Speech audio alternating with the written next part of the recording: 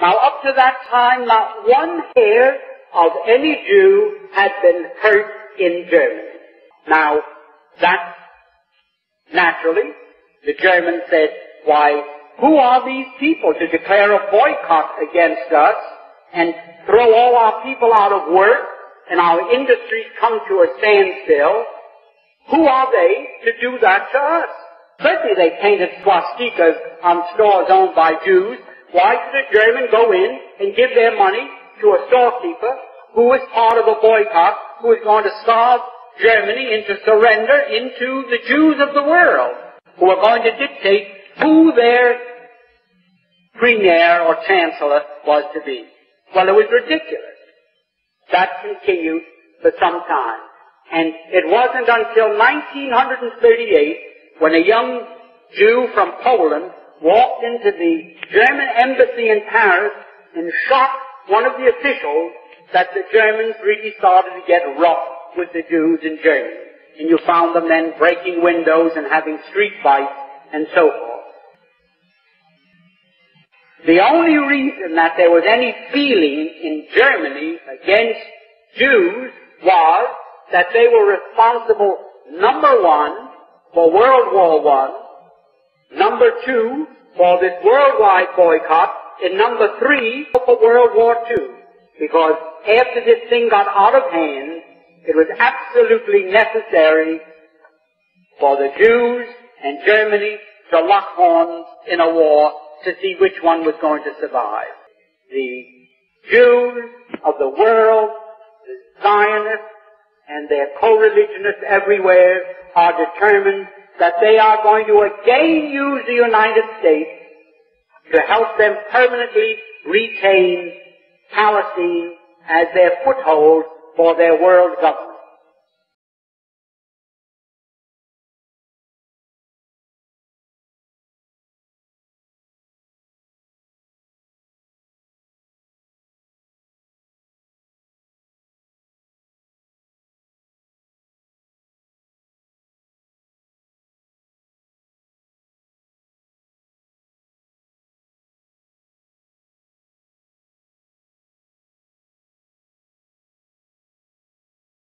The 11th century Europe was ruled by the Church, which held a firm grip on the hearts and minds of the people. This power enabled Pope Urban II to wage war on the Muslim Caliphate and crusade in what he called a War of the Cross to recapture the land of Jerusalem. It had been under Muslim rule since the year 637, but in 1099 this rule was brought to a bloody and sudden end. In the name of the cross, women were raped and murdered. Children were put to the sword, and it is said that blood ran in the streets knee-high to the horses. Out of this land of bloodshed and terror, a group of men arose. Men that would stop at nothing to get what they wanted, no matter what the cost. 20 years after Jerusalem was taken, the Dome of the Rock was seized by a group of warrior monks calling themselves the Knights of the Temple of Solomon, or more simply, the Knights Templars. In Jerusalem, the Templars began to deviate further and further away from the practices of Christianity. They learnt the secret arts of the Kabbalah, an ancient form of Jewish magic, along with its dark rites and rituals. The Jews had learnt the arts from the pagans of ancient Egypt during the times of enslavement to the Pharaoh, and developed them into Babylon at the time of Nebuchadnezzar. In 1307, King Philippe of France arrested them for charges of denial of Christ, homosexuality, and idol worship, as well as magic. In 1314, Pope Clement V declared all Templars as heretics to Christianity, ordering all their properties to be seized. Their leader, Jacques de Molay, was captured and burnt to the stake. The Templars were cornered, and just when it seemed they were finished forever, a glimmer of hope arose from a seemingly certain end. They were to find a safe haven as well as an ally. But not in France. In fact, in a country in a desperate struggle for independence against the English, the country of Scotland. For some, Scotland's hope of independence had died with the death of William Wallace. However, to the King of Scotland, Robert the Bruce, the arrival of the Templars gave him a new secret weapon. Their experience, gained over 200 years of fighting the mighty armies of Islam, had made them expert in combat and warfare, and more than a match for any army brought before them. In 1314, the Templars, allied with Robert the Bruce and his army, took to the fields of Bannockburn in the long-awaited showdown with the English. Robert the Bruce's foresight paid off. The 25,000-strong English army suffered a humiliating defeat at the hands of only 6,500 men. The dream of an independent Scotland had finally been achieved. The Templars had brought themselves back from the brink of destruction, and never again would they allow themselves to be destroyed. This time, they would control the country by controlling its kings, and in order to preserve their secret order, the Templars would have to die, or more precisely, the name would have to die. The Templars, who had escaped Europe, were finally laid to rest in Rosslyn Chapel, Scotland, which stands to this day as sign of their presence in Britain. Their descendants became the true power of Scotland. In 1603, the death of Queen Elizabeth I left England without an heir to the throne. By virtue of descent, King James V of Scotland became King of England. In doing so, Scotland and England joined to form a new kingdom, and the power that the Templars held over Scotland spread to give them a firm grip on the whole of Great Britain. For over 100 years, the Templars concealed their activities, fading into the background until they were little known and little remembered. However, they did not cease to keep a firm grip on Britain. All the time they were planning, regrouping, and infiltrating positions of power in all corners of the kingdom. In 1717, the Templars made their reappearance in Europe. They had grown in both number and strength, and were now ready to coin a new identity, free from their reputation of the past, and given credibility by none other than the monarchy and aristocracy of England. And the name they chose for themselves was a name that will be known by many, but understood by a few. This new name, the Freemasons. And from that island he will launch his mission to liberate the Holy Land, to bring the Jews back to the Holy Land, to reclaim it as their own,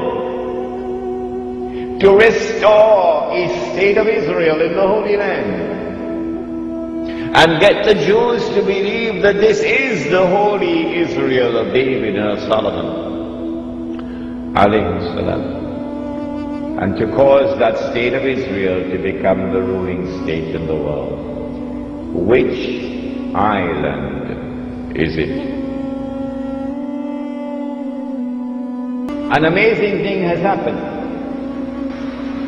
The British government did something which was incredibly strange and mysterious. In Britain, which is now the prince of the secular world, the secular world takes religion out of politics. And Britain is the prince of the secular world.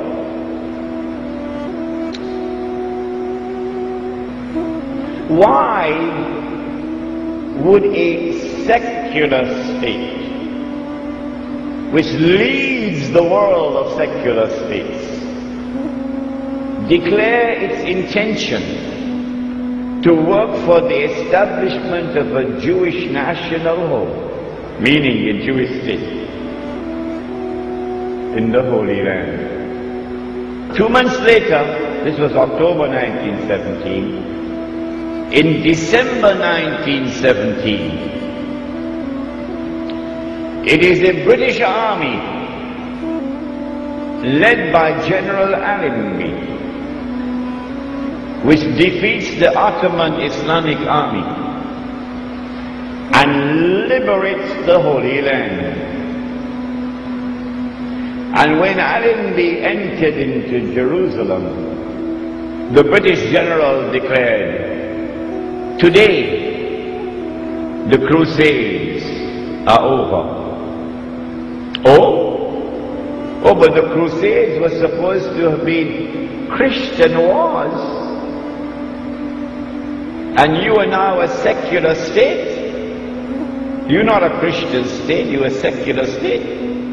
How come a secular Britain is continuing a crusade started by the Pope 1,000 years before? That's strange. That is incredibly strange.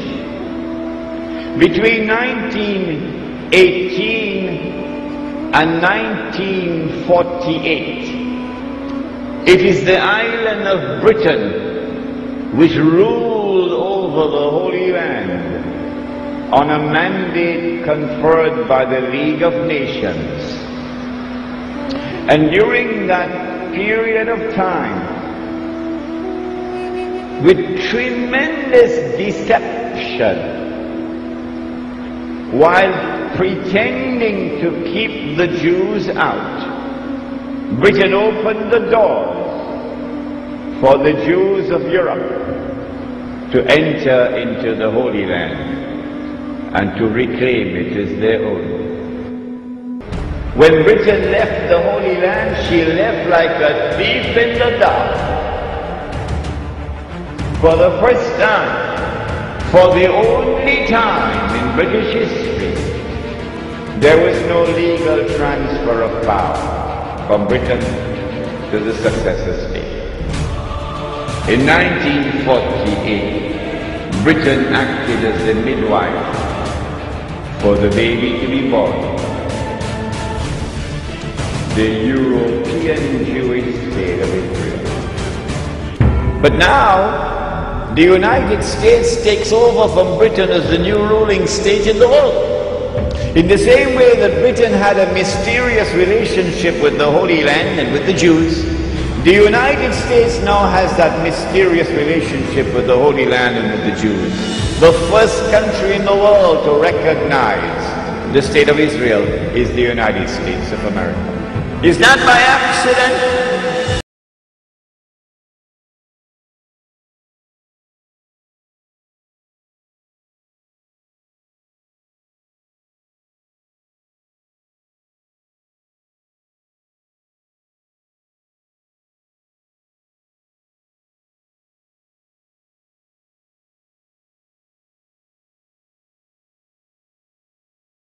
They call themselves the State of Israel, but still in all, let me tell you that they're rogue thieves. They have no right to speak in the name of the Jewish faith and the Jewish people. They've kidnapped, they've hijacked our identity.